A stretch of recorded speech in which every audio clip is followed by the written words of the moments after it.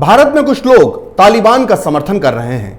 अगर आप इन लोगों की मानसिकता को समझना चाहते हैं तो फिर आपको डॉक्टर बाबा साहेब अंबेडकर के विचारों को पढ़ना चाहिए।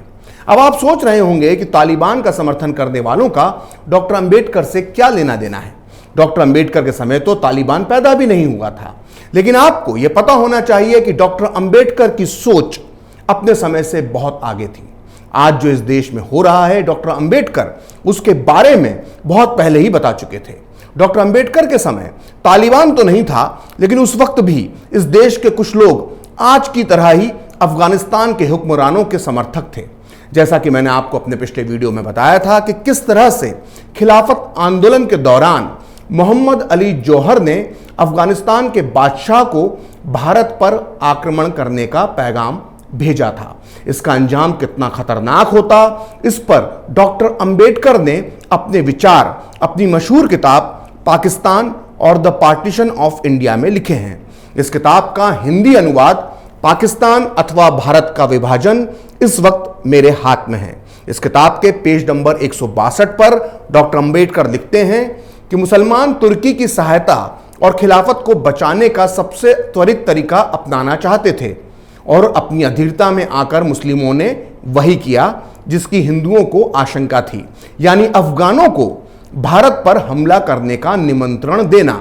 यह जानना संभव नहीं है कि खिलाफतवादी किस हद तक अफगानिस्तान के बादशाह से अपना सलाह मशवरे में आगे बढ़े, लेकिन इस बारे में कोई संदेह नहीं है कि वे एक घातक योजना पर काम कर रहे थे। भारत पर हमला करवाने की यह योजना बहुत घातक थी।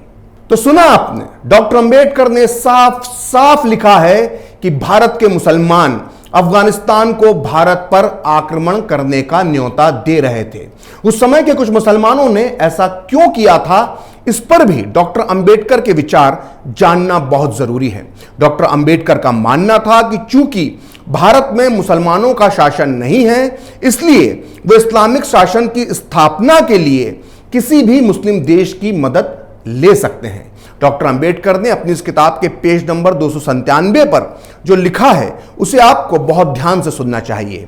डॉक्टर अंबेडकर लिखते हैं कि तथ्य यह है कि भारत चाहे एकमात्र मुस्लिम शासन के अधीन ना हो, दारुल हर्ब है और इस्लामी सिद्धांतों के अनुसार मुसलमानों द्वारा जिहाद की घोषणा करना न्याय संगत है।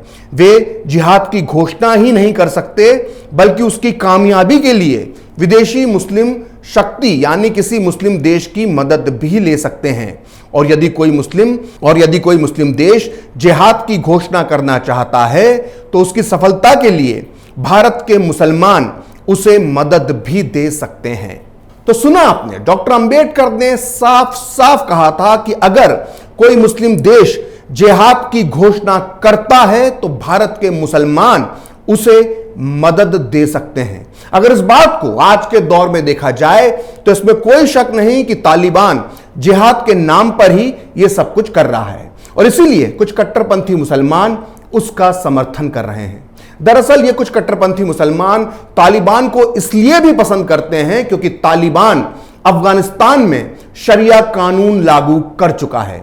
आज की सोच पर हमें यहां एक बार फिर डॉक्टर अंबेडकर के विचारों का अध्ययन करना चाहिए। डॉक्टर अंबेडकर का मानना था कि भारत के मुसलमान शरिया कानून को ही सच्चा कानून मानते हैं। वो अपनी इस किताब के पेज नंबर 234 पर लिखते हैं कि मुसलमानों को यह सिखाया जाता है कि इस्लाम के अलावा कहीं सुरक्षा नहीं है और इस्लामी कानून से सच्चा कोई कानून नहीं है। इसी वजह से मुसलमान खुद के अलावा कुछ और सोच पाने में असमर्थ हो गए हैं। उन्हें इस्लामी विचार के अलावा कोई और विचार पसंद ही नहीं आता है। मुसलमानों के जहन में यह गहराई से बैठा हुआ है कि सिर्फ वो ही सच्चे हैं और सिर्फ वो ही विद्वान हैं। डॉक्टर अंबेडकर ने अपनी इस किताब में यह भी लिखा है कि मुसलमानों की राजनीति के अंदर धर्मनिरपेक्षता की कोई जगह नहीं है और वो सिर्फ अपने मजहब के सामने ही झुकते हैं।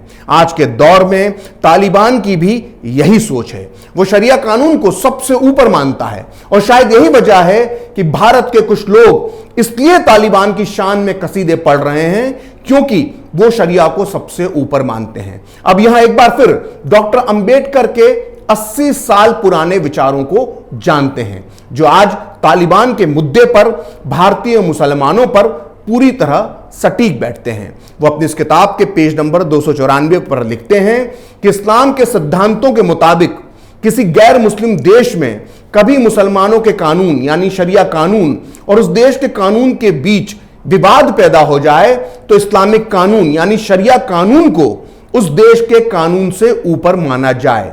इस तरह मुसलमानों के लिए इस्लामिक कानून यानी शरिया का पालन और उस देश के कानून को नकार देना सही माना जाएगा। आखिर तालिबान की कामयाबी पर भारत के कुछ मुसलमान इतना खुश क्यों हो रहे हैं? इस सवाल का जवाब भी डॉक्टर अंबेडकर के विचारों में छुपा हुआ है। दरअसल डॉक्टर अंबेडकर का एक तरह से मानना था कि भारत के मुसलमान तेरा मेरा रिश्ता क्या ला इलाहा इल्लल्लाह पर यकीन करते हैं, यानी कि वो दुनिया भर के मुसलमानों को अपना भाई मानते हैं। डॉक्टर अंबेडकर अपनी इसी किताब के पेज नंबर 299 पर लिखते हैं कि ये अखिल इस्लामवाद यानी मुस्लिम ब्रदरहुड का आधार है, जो भारत के प्रत्येक मुसलमान को ये कहने के लिए प्रेरित करता है कि वो मुसलमान पहले हैं, भारतीय बाद में हैं। इसी भावना की वजह से भारतीय मुसलमानों ने भारत की तरक्की में बहुत छोटी भूमिका निभाई और अपनी सारी शक्ति मुस्लिम देशों के लिए व्यर्थ कर दी, क्योंकि एक मुसलमान की सोच में मुस्लिम देशों का स्थान पहला है और भारत का स्थान दूसरा है। तो सुना आपने, डॉक्टर अंबेडकर ने साफ साफ लिखा था कि भारत के मुसलमानों की नजर में मुस्लिम देशों का स्थान पहला है और फिर उसके बाद भारत का नंबर आता है।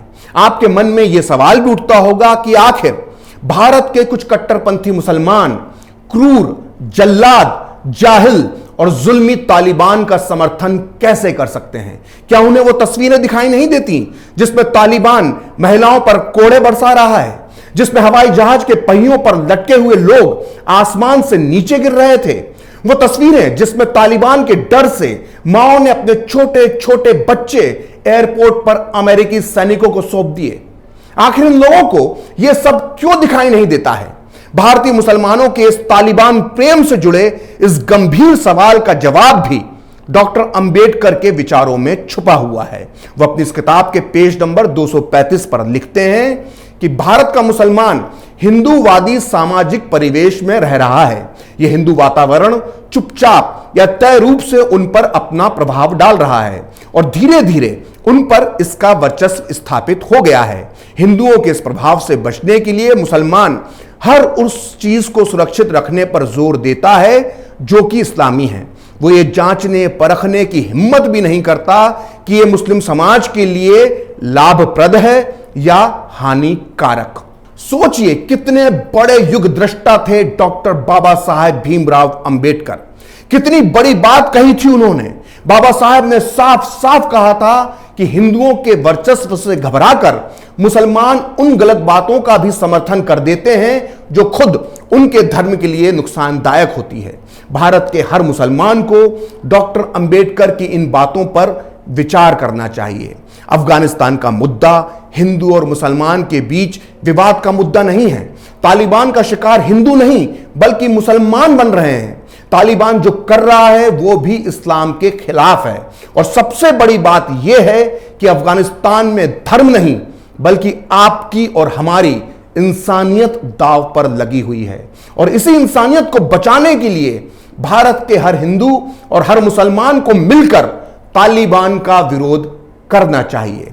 फिलहाल खरी बात प्रखर के साथ में इतना ही। आप चाहें तो मुझसे जुड़ने के लिए मेरे फेसबुक पेज प्रखर श्री 78 को लाइक कर सकते हैं, और अगर ट्विटर पर आप मुझसे जुड़ना चाहते हैं तो मेरा ट्विटर हैंडल है प्रखर श्री 78। अगर आपको ये वीडियो पसंद आया तो इसे लाइक करें, शेयर करें और कैपिटल टीवी को सब्सक्राइब करें। नमस्कार। अगर आपको हमारा वीडियो पसंद आया हो तो इसे लाइक करें, हमारे चैनल को सब्सक्राइब करें और हाँ, बेल आइकन दबाना ना भूलें ताकि आप तक हमारे वीडियो की नोटिफिकेशन पहुंचती रहे। आप अपना सुझाव हमें कमेंट बॉक्स में दे सकते हैं। हमारे साथ जुड़ने के लिए शुक्रिया।